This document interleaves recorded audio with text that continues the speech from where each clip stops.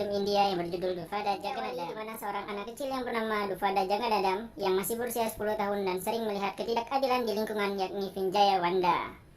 Ayah Jagannatham mempunyai usaha catering. Scene lalu memperlihatkan usaha catering Annapura yang sedang membuat pesanan. Tibalah saat menagih uang pembayaran pesanan catering. Terlihat pemilik catering Annapura atau ayah Jagannatham yang protes hanya dibayar 5.000 saja, karena seharusnya 20.000. Karena bahan pokok naik, akhirnya dia mau minta 10.000 saja. Tapi yang didapat hanyalah tamparan dari si pemesan. Kejadian itu dilihat oleh Jagannatham. Hal itu membuat dirinya sangat marah. Scene lalu menunjukkan Jagannatham mendapat nasihat dari kakeknya. Sang kakek berkata, kebaikan kita harus nyata dan bukan hanya mengharap kebaikan. Scene berlanjut, di mana sang kakak merasa heran dengan Jagannatham karena umurnya baru 10 tahun. Tapi sudah mengantar kuliah kakaknya yang bernama Ruti. Sudah berusia 18 tahun. Selesai mengantar Jagannatham pergi, pena kakaknya terbawa oleh Jagannatham. Ia segera menyusul kakaknya, tapi ia malah melihat kakaknya itu digoda dua laki. Seketika ia langsung marah. Dia mengingat pesan sang kakek tentang kebaikan kita harus nyata, bukan malah mengharapkan kebaikan. Seketika ia langsung menumpahkan tinta pulpen dan melumuri wajahnya. Lalu Jagannatham menghajar mereka berdua.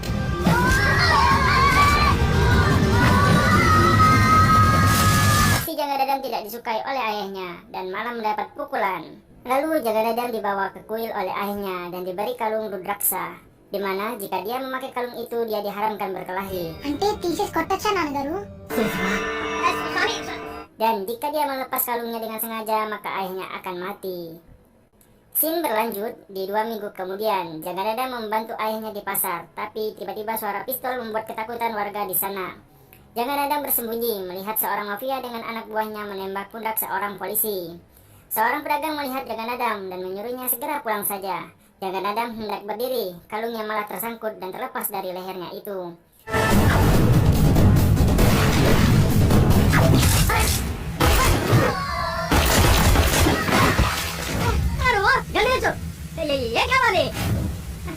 Sang mafia ketakutan dan memberikan uang kepada Jagannatham agar tidak menembaknya. Jagannatham tidak tertarik.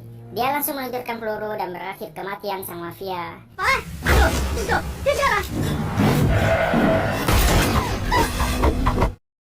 Adegan berpindah di kantor polisi. Polisi yang bernama Purushottam hendak menanyai nama Jagannatham.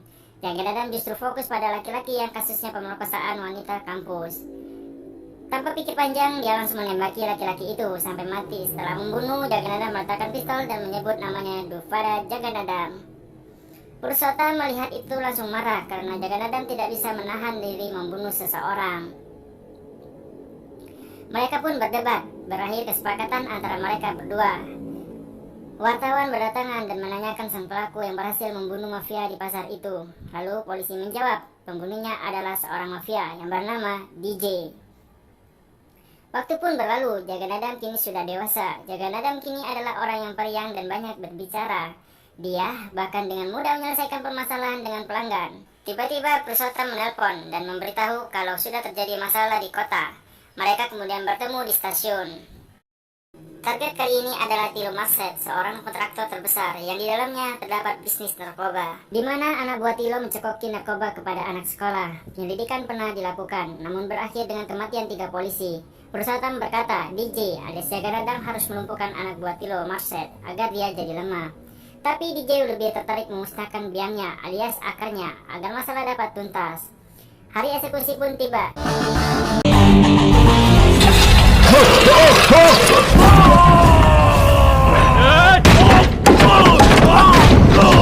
रुको वाली का मतलब ये है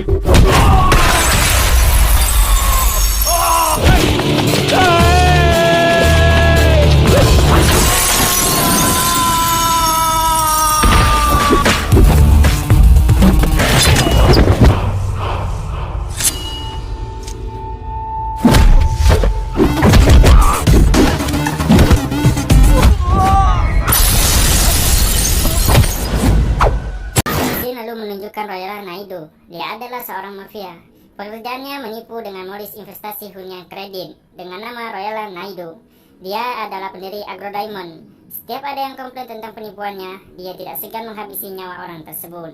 Scene lalu berpindah. Mahili, Puja, dan teman-temannya yang sedang berdiskusi tentang pernikahan Mahili yang belum mengetahui wajah calon suaminya karena terikat oleh adat. Teman-temannya berencana akan mengadakan pertemuan sebentar dengan calon laki-laki. Puja akan berpura-pura menjadi mempelai wanita. Ternyata mempelai pria adalah teman DJ yang bernama Vigneswar. DJ juga berpura-pura menjadi mempelai pria. Sampailah waktu pertemuan mereka. Puja dengan semua daya tariknya beranjak dari kolam renang dan membuat leguk tubuh indahnya terlihat sangat menggoda DJ. DJ tidak tahan melihat leguk tubuh Puja. Dia lalu memarahi Puja karena mengenakan bikini. Tapi akhirnya mereka pun saling berbicara. Terlihat Vigneswar dan Mahili yang mengintip mereka berdua. Pembicaraan Puja dan DJ sangat memalukan. Namun akhirnya Vigneswar dan Mahili saling mengaku bahwa diri mereka lah calon pengantinnya yang sebenarnya. Vigneswar memberikan nomor teleponnya. Sesampainya di rumah, Mahili menelpon ke Vigneswar untuk mengajaknya bertemu sebentar. Vigneswar mengiyakannya, tapi pertemuan mereka dipergoki oleh DJ, lalu membawa Vigneswar pergi kembali. Puja merasa penasaran dengan DJ dan dia berencana akan menggoda DJ. Di keesokan harinya, Puja mulai beraksi. Dia berteriak, "Siapa yang membuat kopi ini?" Semua orang heran dengan sikap Puja yang tidak sopan itu. DJ datang dan mengaku bahwa dia yang membuat kopi itu. Puja lalu mencium DJ untuk tanda terima kasih dan pujiannya untuk rasa kopi itu. DJ merasa melayang-layang kepikirannya. Scene lalu berpindah di tempat masak catering Anapura. Terlihat paman yang izin pulang dengan raut wajah yang memelas. DJ mengingatkan pamannya agar tidak lupa membawa tasnya. Betapa terkejutnya paman bahwa di tasnya terdapat segepok uang. Ia berterima kasih kepada DJ, yang hanya DJ lah yang peduli kepada paman. Paman akhirnya pergi. Pernikahan Mahili dan Vigneswar pun selesai. DJ menghampiri Puja, yang saat itu ingin pulang bersama teman-temannya. DJ menanyakan pernikahan selanjutnya antara dirinya dan Puja. Puja langsung mengaku kalau dia hanyalah bercanda dengan DJ, agar DJ tidak mengganggu pertemuan Mahili dan Vigneswar sebelum mereka menikah. Tak hanya itu, teman Puja yang lain malah berkata merendahkan dan membandingkan kehidupan Puja dan DJ yang menurutnya tidak seimbang itu. DJ tidak terima atas hinaan yang dituju kepadanya. Dia lalu berkata kepada Puja akan kembali dengan perasaan cinta kepada DJ.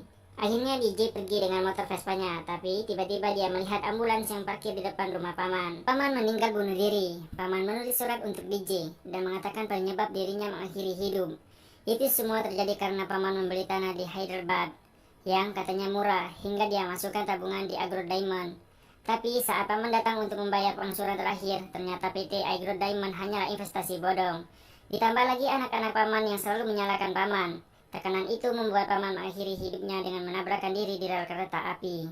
DJ yang tidak terima lalu berkonsultasi dengan Porsutam.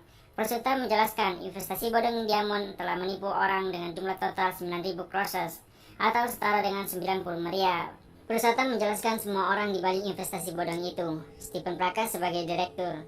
Dia juga adalah tangan kanan Royal Naidu. Dan yang sulit ditangkap adalah Sameer Chandra sebagai CEO. Dia akan dijadikan saksi di persidangan Mahkamah Agung. Dia pasti akan menyebut siapa saja dalang dari semua itu. Sameer pasti akan ditembak mati oleh atasannya agar dia tidak buka suara. Lalu Porsutam dan DJ berencana akan menangkap Stephen Prakash agar dirinya menghentikan acara penembakan Sameer, sehingga Sameer dapat membuka suara tentang siapa saja yang terlibat. DJ memburu Stephen dan anak buahnya. Dia dengan mudah menghancurkan mereka.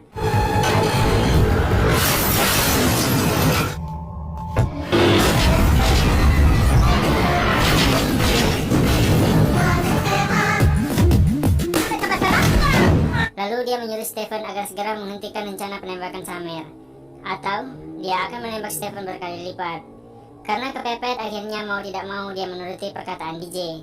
Porsutam menelpon DJ agar melepaskan Stephen, karena mereka harus mendapatkan uang korban sebanyak 9.000 crores untuk dikembalikan kepada para korban.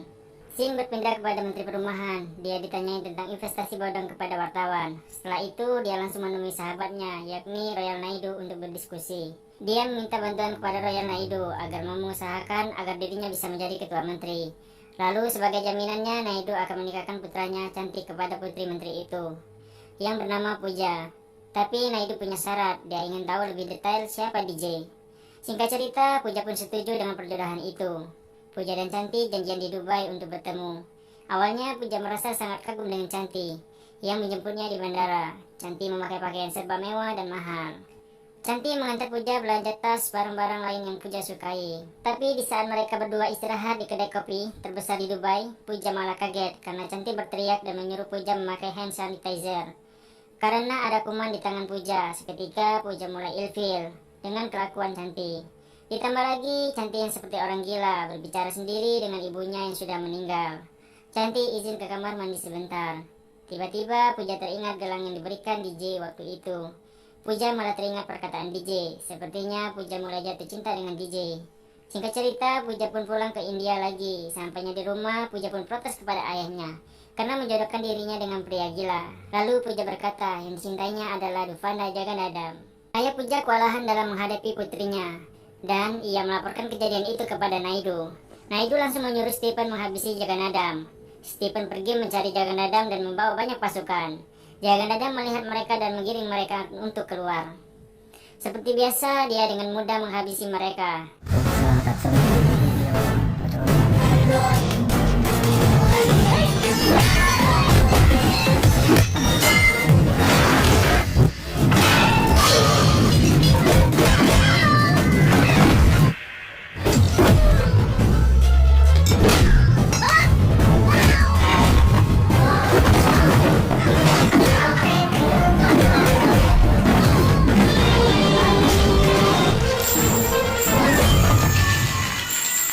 Stephen akhirnya melihat Jagannatham dan mengingat seorang yang sama dengan DJ. Sebenarnya semua orang tidak tahu kalau Jagannatham adalah DJ. Tapi Stephen menyadarinya. Ia lari tunggang langgang ketakutan. Tapi DJ segera menangkapnya. Saat tertangkap, Naidu menelpon. Naidu tahu kalau Stephen kalah. Hal itu ia ketahui karena suara Stephen Prakas yang ketakutan. Naidu berbicara dengan mengatakan agar dapat melepaskan anak buahnya itu. Maka dia akan melepaskan Jagannatham. Di tengah ia berbicara, Jagannatham berkata kalau Naidu sekarang sedang berbicara dengan DJ. Naidu kaget dan heran. Ia menyuruh Stephen menghabisi Jagannatham, tapi dia malah menemui DJ. Lalu DJ berkata, jika aku sudah bertemu denganmu, aku akan membunuhmu. Sampai jumpa. Berita tentang Stephen Prakas yang tertangkap sudah menyebar. Para warga segera meminta keadilan dan uang mereka. Naidu semakin terhimpit. Ia lantas menelpon Menteri Perumahan. Dia menyuruh menteri itu segera menangkap Stephen Prakas. Karena jika dia berbicara, maka Naidu, menteri, dan bawahan lainnya akan terlibat pula dalam bisnis bodong Agro Diamond. Scene beralih di rumah menteri yang sedang makan. Puja mendesak ayahnya untuk segera mengawinkannya dengan Jagannatham. Atau kalau tidak, dia akan menentukannya sendiri. Di sisi lain, dia dilempari batu besar dari luar rumahnya. Ternyata banyak orang yang ingin menteri perumahan itu diturunkan atau dilengsarkan. Scene berlanjut, Menteri Perumahan meminta bantuan polisi yang satu kantor dengan Pusatam untuk menyelidiki DJ. Di sana, Naidu juga mendengarkan pembicaraan mereka. Mereka pun berencana menghabisi Stephen Prakas sekaligus DJ. Di sisi lain, Stephen Prakas sedang diinterogasi. Tapi sayangnya dia takut jika mengungkap siapa di balik itu. Maka semua keluarganya akan terkena dampaknya. Scene lalu berlanjut, Puja datang menemui Jagannatham. Dia malah terkejut dan cemburu melihat DJ membonceng seseorang wanita gemuk dan lucu bernama Kratu. Lantas DJ menemui Puja. Puja bertanya, siapa wanita yang ia bonceng itu? DJ lalu berkata kalau Puja sudah datang karena mempunyai perasaan terhadapnya. DJ malah berkata kalau dia akan segera menikah dengan wanita itu, agar Puja merasa cemburu. Puja berkata kalau sesungguhnya dirinya menyukai Jagannatham saat menjauh darinya. DJ terkejut dan senang. Dia bertanya tentang bagaimana orang tua Puja. Puja lalu berkata kalau ia akan menjelaskan semuanya pada orang tuanya. Masuklah mereka ke dalam rumah. Terlihat Kratu yang bertanya, siapa yang membuat kopi itu? Puja yang cemburu langsung mendekati Kratu dan berkata hanya aku yang akan menikah dengannya. Kratu pun berkata, kau sudah gila ya? Kalian nikah saja. Kenapa mencampuri urusan pernikahanku? Di sini kebohongan DJ pun terungkap. Kemudian mereka berdua selfie. Puja lalu mengirim foto selfie mereka ke ayahnya, yang saat itu langsung dikasih lihat ke Naidu. Melihat wajah DJ di sana, Naidu malah langsung mengiyakan pernikahan mereka berdua. Dan tentunya itu akan menguntungkan Naidu. Naidu segera mengganti baju untuk menyamar menjadi pengawal menteri dan segera menuju ke rumah Jagannatham. Sesampainya di rumah, mereka merencanakan pernikahan anak mereka. Dan benar saja yang Naidu lihat memang benar-benar DJ.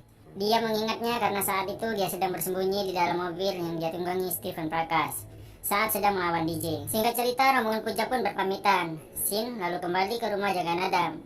DJ sedang bersama ibu dan para bibinya. Tiba-tiba kakak kandung DJ datang dengan wajah yang sangat amat trauma. Dia ternyata diganggu oleh anak buah Naidu yang menanyakan keberadaan Stephen Prakas. Tapi sang kakak tidak tahu dan tidak mengenalnya dan hanya menangis. Dedeng telepon pun berbunyi. Ternyata itu adalah Phoenix Wright yang sedang dipukuli. DJ pun segera pergi dan menolong sahabatnya itu. Phoenix Wright digantung dan hampir meninggal. Untung DJ tidak terlambat dan segera membawa sahabatnya ke rumah sakit.